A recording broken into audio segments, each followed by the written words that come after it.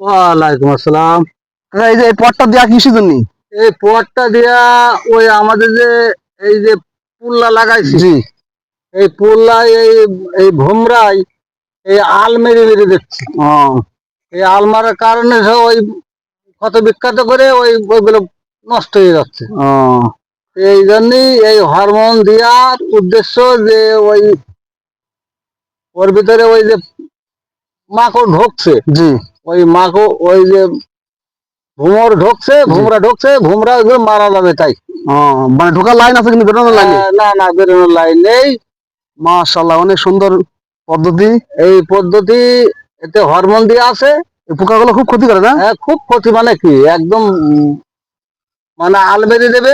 ও আল মারার সাথে সাথে ওই ফসল নষ্ট হয়, ফসল নষ্ট হয়ে ফল যাবে, নষ্ট হয়ে যাবে। ফল নষ্ট হয়ে যাবে। ও তার কারণে আমরা এই হরমোন দিয়া এইগুলো আমরা রাখছি। এটা মাশাআল্লাহ অনেক সুন্দর হ্যাঁ পদ্ধতি।